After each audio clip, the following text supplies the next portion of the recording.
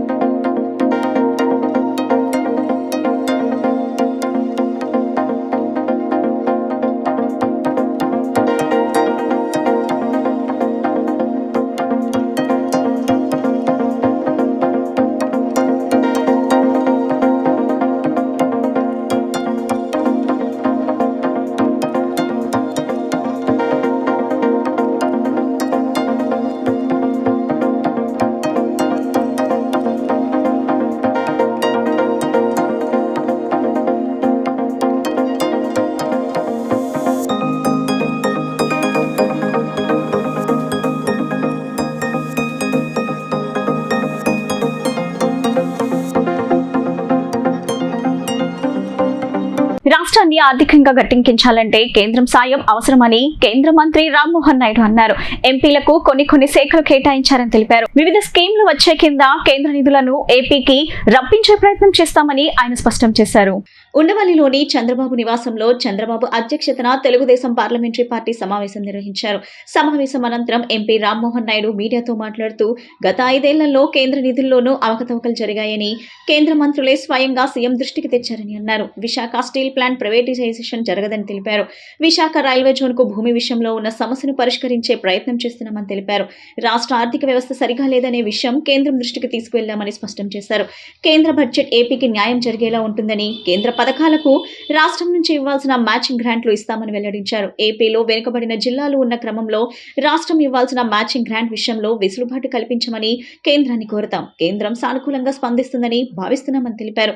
Microsoft error సమస్య తొలగిందని, విమానాలన్నీ ప్రస్తుతం schedule ప్రకారమే నడుస్తున్నాయని ఆయన వెల్లడించారు. నారా చంద్రబాబు నాయుడు గారి ఆధ్వర్యంలో తెలుగుదేశం పార్లమెంటరీ పార్టీ సమావేశం జరిగింది.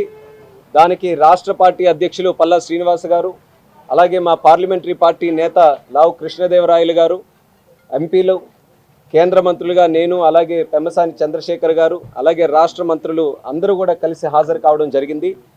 మీకు అందరికీ తెలిసిన విషయం, ఎప్పుడు పార్లమెంటు సమావేశాలు జరిగినా సరే పార్టీ పరంగా ఒక పార్లమెంటరీ పార్టీ సమావేశాన్ని నిర్వహించుకొని ఢిల్లీలో జరుగుతున్నటువంటి సమావేశాలు ఏ రకంగా ఆంధ్రప్రదేశ్ రాష్ట్రం తరపున మనం అక్కడ రిప్రజెంట్ చేయాలి, మన సమస్యల్ని ఏ రకంగా ఢిల్లీ వరకు తీసుకొని వెళ్ళాలనేది తరచూ కూడా ఆనవాయితీగా జరుగుతున్నటువంటి సమావేశం. అందులో ఇప్పుడు మీరు చూసుకుంటే ఆంధ్రప్రదేశ్ రాష్ట్రంలో ఎన్నికల్లో ఒక హిస్టారిక్ మ్యాండేట్, అన్బిలీవబుల్ పద్ధతిలో ఎప్పుడు ఎవ్వరు కూడా అనుకోనటువంటి రీతిలో ఈరోజు కూటమి గెలవడం జరిగింది. తెలుగుదేశం, జనసేన, బీజేపీ, చంద్రబాబు నాయుడు గారు, పవన్ కళ్యాణ్ గారు, అలాగే నరేంద్ర మోదీ గారు మీద ఉన్నటువంటి నమ్మకంతో 164 సీట్లు ఈరోజు ఇచ్చి రాష్ట్ర ప్రభుత్వంలో చంద్రబాబు నాయుడు గారిని ముఖ్యమంత్రి చేశారు. అలాగే 25 ఎంపీ సీట్లలో 21 ఎన్డీఏ కూటమికే ఈరోజు కేటాయించారు. అంటే ఎంత పెద్ద ఎత్తున ఎక్స్పెక్టేషన్స్ ఈరోజు ఎన్డీఏ మీద ఉన్నాయో మీ అందరికీ కూడా తెలుసు. ఆ ఎక్స్పెక్టేషన్స్ని మనం చేరుకోవాలంటే, ప్రజలకి మా మీద ఉన్నటువంటి నమ్మకానికి మేము న్యాయం చేయాలనంటే ఒక కొత్త పద్ధతిలో ఈ యొక్క పార్లమెంటరీ పార్టీ సమావేశం కానీ ఢిల్లీతో ఉన్నటువంటి అనుబంధాన్ని, ఎందుకంటే ఎన్డీఏ కూటమిలో ఉన్నాం కాబట్టి రాష్ట్ర ప్రభుత్వం, కేంద్ర ప్రభుత్వం మరింత బలంగా కోఆర్డినేట్ చేసుకొని ఏ రకంగా ముందుకు వెళ్ళాలన్న దాని మీద ఒక కొత్త పద్ధతిలో ఈ మీటింగ్ జరిగింది. అందుకనే ఎప్పుడూ లేని విధంగా ఎంపీల తాలూకా మీటింగ్లో రాష్ట్ర మంత్రులను కూడా ముఖ్యమంత్రి వర్యులు పిలిచి ఆహ్వానించడం కూడా జరిగింది. మరి కొత్త పద్ధతి ఏంటంటే ఎంపీలందరికీ రాష్ట్రంలో ఉన్నటువంటి ఒక డిపార్ట్మెంటు, మినిస్ట్రీస్ పరంగా ఒక డిపార్ట్మెంటు, అలాగే కేంద్ర పరంగా ఉన్నటువంటి మినిస్ట్రీస్ ఒక డిపార్ట్మెంట్ అటాచ్ చేసి వాళ్ళిద్దరి మధ్యలో, రాష్ట్రానికి కేంద్రానికి మధ్యలో వారధిగా ఎంపీలని ఈరోజు అదనంగా ఒక బాధ్యత ముఖ్యమంత్రి వర్యులు మాకు అప్పచెప్పడం జరిగింది. ఎంత విపత్తు వచ్చినా ప్రాణ ఆస్తి నష్టం జరగకుండా సమర్థవంతంగా ఎదుర్కోవాలంటూ ముఖ్యమంత్రి చంద్రబాబు ఇచ్చిన ఆదేశాల మేరకు పనిచేస్తున్నామని మంత్రి నిమ్మల రామానాయుడు తెలిపారు. అధికారులు, సిబ్బంది క్షేత్రస్థాయిలో మకాం వేసి ఎప్పటికప్పుడు పరిస్థితులు సమీక్షించుకోవాలని సూచించారు. వరద బాధితులకు బియ్యం, నిత్యావసర సరుకులు, గ్యాస్ తదితరులకు కొరత లేకుండా రెవెన్యూ అధికారులు చూసుకోవాలని చెప్పారు. గత 2 రోజులుగా ఏపీలో ఎడతెరిపి లేకుండా వర్షాలు కురుస్తున్నాయి. ఈ నేపథ్యంలో అధికారులు పూర్తి స్థాయిలో అప్రమత్తమయ్యారు. భారీ వర్షాలపై రాష్ట్ర జలవనరుల శాఖ మంత్రి నిమ్మల రామానాయుడు మాట్లాడుతూ తీర ప్రాంతాలు, లోతట్టు ప్రాంతాల్లో తుఫాన్ రక్షిత భవనాలను సిద్ధం చేసుకోవాలని, అవసరమైన చోట్ల బోట్లను ఏర్పాటు చేసుకోవాలని తెలిపారు. డయేరియా, విషజ్వరాలు, పాముకాటుకు సంబంధించిన మందులను రెడీగా ఉంచుకోవాలని చెప్పారు. మత్స్యకారులు చేపల వేటకు వెళ్లకుండా వారిని మత్స్యశాఖ అప్రమత్తం చేసిందని తెలిపారు. ఏటిగట్ల పటిష్టతకు ఇసుక బస్తాల వంటి వాటిని సిద్ధం చేసుకోవాలని ఆదేశించారు. ఈ రెవెన్యూ శాఖ వారు కూడా ఏదైతే గత 2 రోజుల నుంచి కురుస్తున్నటువంటి వర్షాలతోటి ఎవరైతే ముంపు ప్రాంతాల్లో ఉన్నటువంటి ప్రజలకి వారి అవసరాలను తీర్చడానికి అవసరమైనటువంటి బియ్యం, నిత్యావసరాలు, కాయగూరలు, గ్యాస్ ఇటువంటి సామాగ్రిని కూడా మరి సిద్ధంగా ఉంచుకోవాలని చెప్పేసి కూడా తెలియజెప్పడం జరిగింది. అదేవిధంగా ఏదైతే ఈ యొక్క తీర ప్రాంతాల్లో కానీ, ఏదైతే లోతట్టు ప్రాంతాల్లో కానీ ఈ తుఫాను రక్షిత భవనాలను కూడా సిద్ధం చేసుకోవాలని చెప్పేసి కూడా చెప్పడం జరిగింది. అదేవిధంగా ఏదైతే పర్టికులర్ గా మెడికల్ క్యాంప్స్, అందులోనూ కూడా పాము కాటు, విషజ్వరాలు, డయేరియా వంటి అన్ని రకాలైనటువంటి ముఖ్యమైనటువంటి మందులతోటి అప్రమత్తంగా ఆ మెడికల్ క్యాంప్స్ ను కూడా నిర్వహించాలని, 24 అవర్స్ కూడా అందుబాటులో ఉండేటువంటి విధంగా ఉండాలని కూడా మరి తెలియజెప్పడం జరిగింది. అదేవిధంగా ఎవరైతే మత్స్యకారులు ఎవరైతే ఉన్నారో వారి విలువైనటువంటి పడవలు గాని, వలలు గాని వాటి సామాగ్రిని అంతటిని కూడా భద్రపరచుకోవడంతో పాటుగా మరి వేటకు వెళ్లకుండా మత్స్యకారులను కూడా అప్రమత్తం చేయడం జరిగిందనే విషయాన్ని కూడా ఈ సందర్భంగా తెలియజేసుకుంటూ, మరీ ముఖ్యంగా ఏదైతే ఈ యొక్క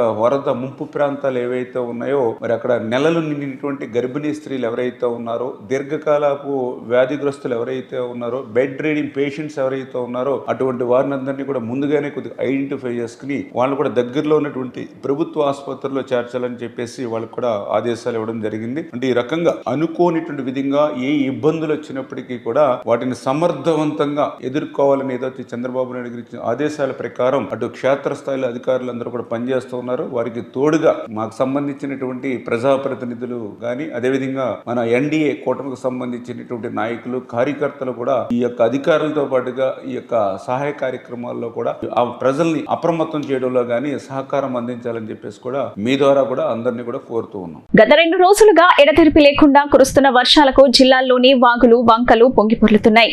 వరద నీరంతా కృష్ణానదిలో కలుస్తున్న నేపథ్యంలో ప్రకాశం బ్యారేజ్ కి వరద నీరు వచ్చి చేరుతుంది.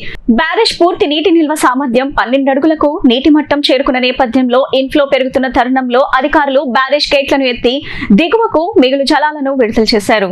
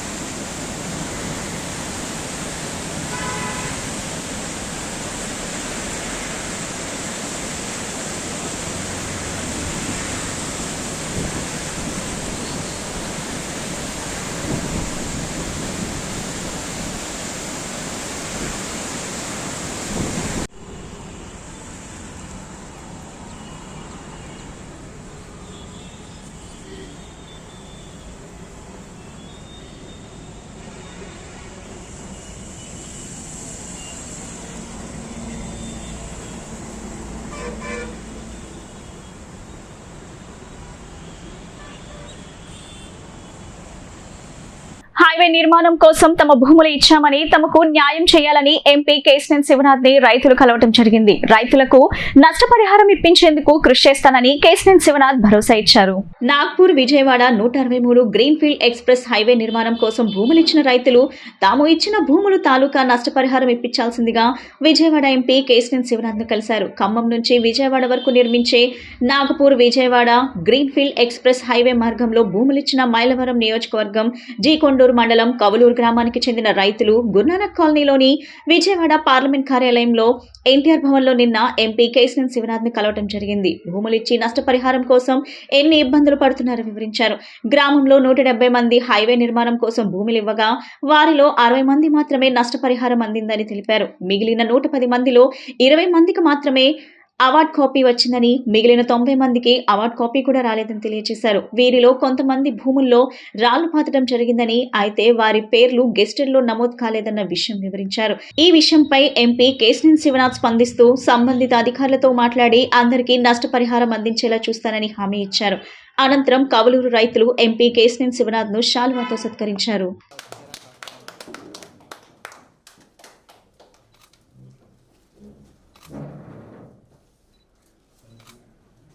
సార్ ఒకసారి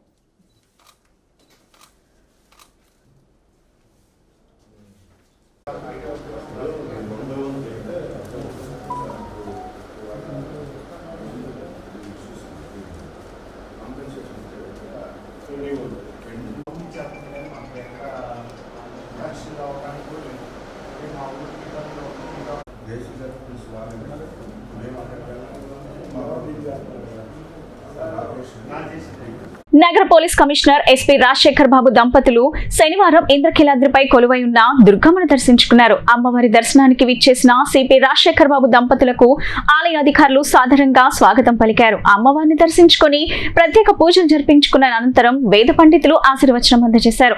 ఆలయ EO KS Ramarao CP Rajasekhar Babu దంపతులకు అమ్మవారి చిత్రపటం, ప్రసాదాలు, శేషవస్త్రాలు అందించారు.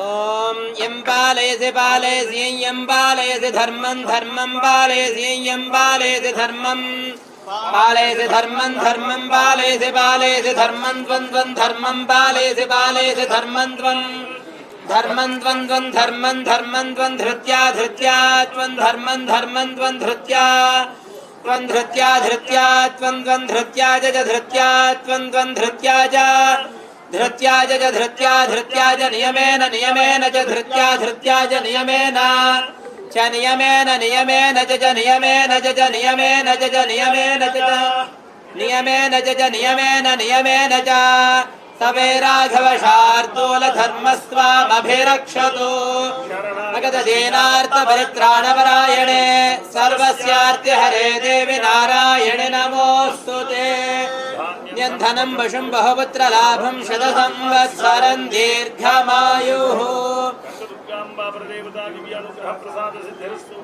पुनर्दर्शन योग्यता प्राप्तिरस्तु सकल कार्य दिग्विजय सिद्धिरस्तु समस्त सन्मंगलानि भवन्तु।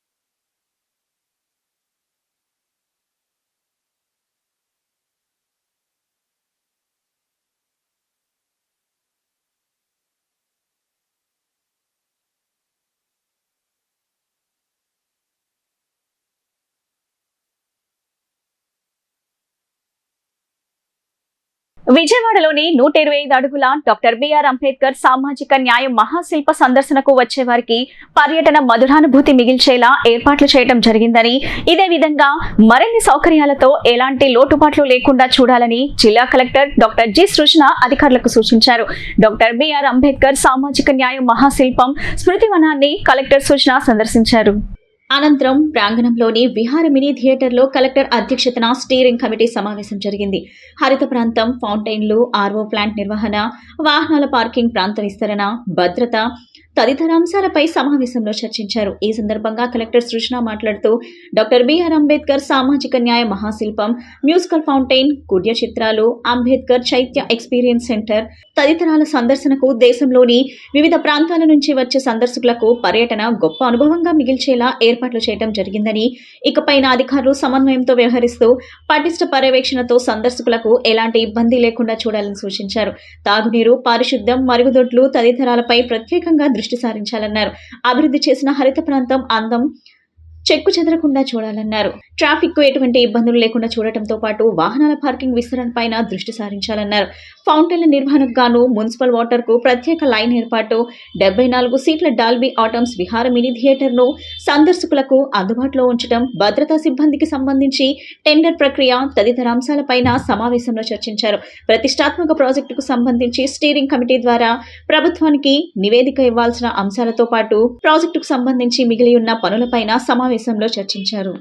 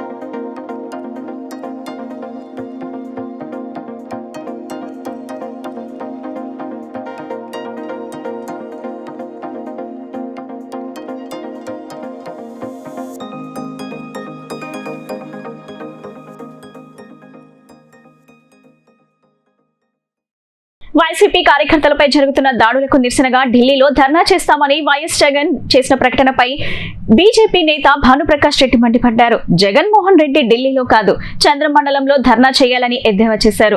5 ఏళ్లలో జరిగిన అవినీతి అక్రమాలపై విచారణ చేయాలని వారు కోరారు. వైసీపీ ప్రభుత్వంలో చేసిన దాడులు, దారుణాలపై జగన్ ఢిల్లీలో చేసే ధర్నాలో చెప్పాలని బీజేపీ నేత భానుప్రకాష్ రెడ్డి డిమాండ్ చేశారు. జగన్ ముఖ్యమంత్రిగా ఉన్న 5 ఏళ్లలో ప్రజలపై జరిగిన దాడులను లోకమంతా చూసిందని భానుప్రకాష్ రెడ్డి అన్నారు. ఆంధ్రప్రదేశ్ ను ఆందోళన ప్రదేశ్ గా మార్చిన ఘనత జగన్ కే దక్కిందని విమర్శించారు. కూటమి ప్రభుత్వం వచ్చిన తర్వాతే రాష్ట్రంలో శాంతి వాతావరణం కల్పించిందని తెలిపారు. కక్ష సాధింపులు కాదని అభివృద్ధి ఆంధ్రప్రదేశ్ వైపు అడుగులు వేసిందని అన్నారు. గత ప్రభుత్వ హయాంలో ఏపీలో జరిగిన అరాచకాలు దేశవ్యాప్తంగా చర్చగా మారాయని భానుప్రకాష్ రెడ్డి తెలిపారు. కానీ ఇప్పుడు జగన్ మసిపూసి మారేడుకాయ చందంగా తమ మీద నిందలు వేస్తున్నారని మండిపడ్డారు. వైసీపీ హయాంలో శాంతి భద్రతలపై అసెంబ్లీలో శ్వేతపత్రం విడుదల చేస్తామని తెలిపారు. విధ్వంసం చేసిన ఏ నాయకులను వదిలిపెట్టమని హెచ్చరించారు. చట్ట వ్యతిరేకంగా వ్యవహరించిన వారిపై చట్టపరంగా చర్యలు తీసుకుంటామని స్పష్టం చేశారు. జగన్మోహన్ రెడ్డి ఈ రోజు ఒక ప్రకటన చేశారు. బుధవారం ఢిల్లీలో ధర్నా చేస్తారంట. ఎందుకు? చంద్రమండలం పోయి నువ్వు చేసినటువంటి ఘనత మొత్తం ప్రపంచం అంతా చూస్తుంది, విశ్వం అంతా చూస్తుంది. 5 సంవత్సరాల కాలంలో నువ్వు ముఖ్యమంత్రి ఉన్నప్పుడు ప్రజల మీద దాడి, పత్రికల మీద దాడి, ప్రతిపక్షాల మీద దాడి, రోజు దాడే కదా, రోజు విధ్వంసే కదా. ఆంధ్రప్రదేశ్ ని ఒక అరాచక ప్రదేశ్ గా మార్చావు. ఆంధ్రప్రదేశ్ ని పూర్తిగా ఆందోళన ప్రదేశ్ గా మార్చినటువంటి ఘనత నీకే దక్కింది. మేము అధికారంలోకి వచ్చి, ఎన్డీఏ కూటమి అధికారంలోకి వచ్చి 30 రోజులైంది. భారతీయ జనతా పార్టీ, టీడీపీ, జనసేన మేము వచ్చిన తర్వాత ఒక శాంతియుత వాతావరణంలో ఆంధ్రప్రదేశ్ ని స్వర్ణాంధ్రప్రదేశ్ గా చేయాలని చెప్పి ముందుకు పోతా అంటే మా మీద మసిపూసే ప్రయత్నం చేస్తున్నావు. నీ 5 సంవత్సరాల కాలంలో నువ్వు చేసినట్టు అరాచకాల మీద రాబో రోజుల్లో అసెంబ్లీలో మేము ఈ శాంతి భద్రత మీద శ్వేతపత్రం విడుదల చేయబోతున్నాం. ఖచ్చితంగా నువ్వు నీతో పాటు ఈ విధ్వంసం చేసినటువంటి ఏ నాయకులను కూడా వదిలే ప్రసక్తే లేదు. అందరినీ చట్టం ముందు మేము నిలబెట్టబోతున్నాం. అమ్మవారి భక్తులకు ప్రమాద భయం లేకుండా భద్రతా చర్యలు తీసుకోవాల్సిన అవసరం ఎంతైనా ఉందని శ్రీ దుర్గా మల్లేశ్వర స్వామివార్ల దేవస్థానం మాజీ రెనోవేషన్ కమిటీ అధ్యక్షులు పోతిన పైడ్రావు స్పష్టం చేశారు. గత కొద్ది రోజులుగా ఎడతెరిపి లేకుండా కురుస్తున్న వర్షాలకు ఇంద్రకీలాద్రిపై ఉన్న కొండరాళ్లు విరిగి పడుతున్నాయని, అలా జరగకుండా శాశ్వత పరిష్కారం చేయవలసిన అవసరం ఉందన్న అభిప్రాయం వ్యక్తం చేశారు. ఈ విషయమై పోతిన పైడ్రావు మీడియాతో మాట్లాడుతూ శ్రీ దుర్గా మల్లేశ్వర దేవస్థానం ఉన్న ఇంద్రకీలాద్రిపై వర్షాకాలంలో కొండ చర్యలు విరిగిపడటం, కొండరాళ్లు జారిపడటం పరిపాటిగా మారిందని, సర్వత్వరం శాశ్వత పరిష్కారం దిశగా చర్యలు తీసుకోవాల్సిన అవసరం ఉందని, దేవాదాయ ధర్మాదాయ శాఖ తాత్కాలిక చర్యలు తీసుకుంటున్నారే తప్ప శాశ్వత పరిష్కార చర్యలు తీసుకోవటం లేదన్న అభిప్రాయం వ్యక్తం చేశారు. గతంలో తను రినోవేషన్ కమిటీ అధ్యక్షుడిగా ఉన్నప్పుడు అమ్మవారి భక్తులకు అనేక సౌకర్యాలు కల్పించామని తెలిపారు. కొండపై భాగంలో ప్రమాదకరంగా 3 బండరాళ్లు ఉన్నాయని, వాటిని ఇప్పుడున్న నూతన టెక్నాలజీతో తొలగించడం ద్వారా అతిపెద్ద ప్రమాదాన్ని నివారించవచ్చునని తెలిపారు. తాను ఇన్నోవేషన్ కమిటీ చైర్మన్ గా ఉండగా బాంబేకి చెందిన ప్రగతి కన్స్ట్రక్షన్ వారికి టెండర్ ఇవ్వడం జరిగిందని, అప్పుడున్న టెక్నాలజీతో భక్తులకు ప్రమాదాలు జరగకుండా నివారణ చర్యలు తీసుకున్నామని తెలిపారు. గతంలో దుర్గగుడి ధర్మకర్తల కమిటీలో అన్య మతస్థులు, నేర చరిత్ర ఉన్న వారికి గత ప్రభుత్వం అవకాశం ఇచ్చిందని, వారి వల్ల అమ్మవారి ఆదాయానికి గండిపడటమే కాకుండా భక్తుల మనోభావాలు కూడా దెబ్బతిన్నాయని అన్నారు. రానున్న కమిటీలో అలాంటి వారికి చోటు లేకుండా హిందూ మతానికి చెందిన అమ్మవారి భక్తులతో ధర్మకర్తల కమిటీని ఏర్పాటు చేయాలని ప్రభుత్వానికి విజ్ఞప్తి చేశారు. మందికి ఇచ్చి అమ్మవారిని దర్శించుకున్నంత ప్రీతితో ఆ ప్రసాదం తింటాడు. ఆ ప్రసాదం కూడా పడితరం ప్రకారంగా ఏం జరిగే పరిస్థితి లేదు. ఇప్పుడు వచ్చినటువంటి రామారావు గారు చక్కగా వేపీస్ వరకు చక్కగా తిరుపతి లడ్డూలు ఉండేట్టుగా, బయట ప్రసాదం పంచేటట్టుగా చిన్న చిన్న లడ్డూలు విఐపీల వరకే ఆయన ఇవ్వడం జరుగుతుంది ఒక బాక్స్లో. అది కూడా ఈ ఈవో గారు కూడా తిరుపతి దేవస్థానంలో చేశారు, కాళహస్తిలో చేశారు, చాలా చోట్ల చేశారు. ఆయన కూడా అనుభవజ్ఞులు. గతంలో వచ్చిన ఈవోల కంటే కూడా కొంచెం అనుభవజ్ఞులు, భక్తుడు కూడా ఆయన. కానీ వారికి మైండ్ సెట్గా సరిగ్గా కుదిరించేటట్టుగా ఎక్కడా కూడా ఉద్యోగస్తులు కానీ మినహావాళ్ళు కానీ ఎవరు కూడా ఆయనకి సరైన మైండ్కి ఎక్కించే పరిస్థితుల్లో చేయట్లా. ఇప్పుడు మీరు ఆ కొండరాళ్ళ గురించి మీరు ఏం చేయాలని అనుకుంటున్నారు? చెప్పాను కదండి మీకు, దానికి మంచి మంచి పరికరాలు వచ్చినాయి. ఇవాళ దాన్ని ఎట్లా అన్నా తీసేయడానికి చాలా ఆధారాలు ఉంటాయి. కానీ ఏదో జేసీబీలు పెట్టి ఆటలు పెట్టి తీసేటువంటి రాళ్ళు కావయ్యి ఏంటి, వాటికి ఎక్కడైనా ఒక మంచి పెద్ద కంపెనీ చూసి చిన్న చిన్న ముక్కలుగా కట్ చేసుకుంటూ తీసేయడానికి చాలా ఈజీ అయిన పని అది. మరి అట్లాగే ట్రస్ట్ బోర్డు వాళ్ళు ఉన్నారు. ఇప్పటికి 4 కమిటీలు 3 కమిటీలు పడినట్టున్నాయి. ఒక్కొక్క కమిటీ ఒక్కొక్క రకం. ఒక కమిటీలో అన్నిత మతస్థులు ఏంటి, వాళ్ళకింతసేపు దేవాలయం మీద ఏమొస్తుందా, ఏం తిందామా, ఏంటి అనే రకాలే. కావ్య, పురాణం, ఇతిహాసాలన్నీ అమ్మ వైభవాన్ని కీర్తిస్తాయని, అమ్మను ఆరాధిస్తే అంతులేని సుఖ సంతోషాలను ఇస్తుందని త్రిభాష సహస్రవాదాన్ని వద్దిపర్తి పద్మాకర్ అమ్మవారి మహిమను భక్తులకు ప్రకటించారు. బ్రహ్మరాసుల తలరాతను సైతం మార్చే శక్తి జగన్మాతకు ఉందని, త్రికరణ శుద్ధితో అమ్మను ధ్యానిస్తే ఇచ్ఛాశక్తి, జ్ఞానశక్తి, క్రియాశక్తి ఉద్దీపనం అవుతాయని ప్రశంసించారు. శ్రీ దుర్గా మల్లేశ్వర స్వామివార్ల దేవస్థానం ఆధ్వర్యంలో 2 రోజుల పాటు తుమ్మలపల్లి క్షేత్రయ కళాక్షేత్రం నందు ప్రముఖ ఆధ్యాత్మిక ప్రవచనకర్త వద్దిపర్తి పద్మాకర్ గారిచే శ్రీ కనకదుర్గాదేవి మహిమ గురించి ఆధ్యాత్మిక ధార్మిక ప్రవచనం జరిగింది. ఈ కార్యక్రమంలో ప్రవచనకర్త కనకదుర్గమ్మ మహిమల గురించి భక్తులకు తెలియజేశారు. భక్తులు ప్రవచనాలను విని భక్తి పారవస్యంలో తేలియాడుతున్నారు. కార్యక్రమం అనంతరం ఆలయ ఈవో కెఎస్ రామారావు వద్దిపర్తి దంపతులను ఘనంగా సత్కరించారు. లలితా సహస్రనామ, విష్ణు సహస్రనామ పుస్తకాలను భక్తులకు అందజేశారు. ఈ వేదం యొక్క ప్రమాణం వల్ల, అందులో ఉన్న మంత్ర ధ్వని వల్ల భయంకరమైన పాపాలతో ఉన్న కలియుగంలో మళ్ళీ కొత్త మార్పు వస్తుంది, హఠాత్తుగా కృతధర్మం వస్తుంది అన్నాడు ఆయన. కృతధర్మం అంటే కృతయుగ యొక్క ధర్మం అన్నమాట.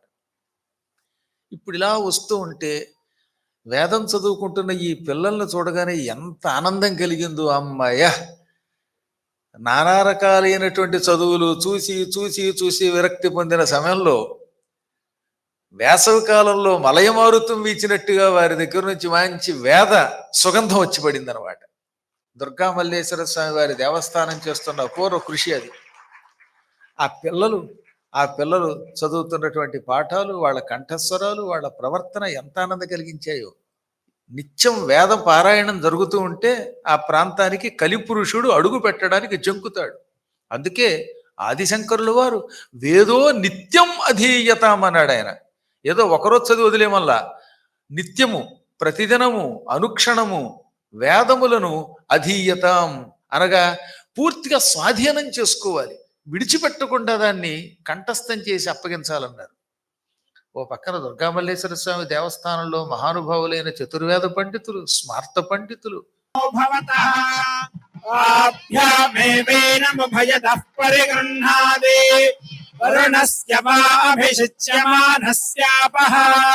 ఇంద్రియం వీర్యం నిరఘ్నన్ తత్సువర్ణగం హిరణ్యమభవత్ యద్రుక్మమంతర్దధాతే ఇంద్రియస్య వీర్యస్యానిర్ధాతాయ శతమానో భవతి శతక్షరః శతాయుః పురుషः శతేంద్రియः ఆయుష్యేవేంద్రియే ప్రతిష్ఠతి ఆయుర్వై హిరణ్యం ఆయుష్యా ఏవేనమభ్యతిక్షరంతి తేజో వై హిరణ్యం తేజస్యా ఏవేనమభ్యతిక్షరంతి.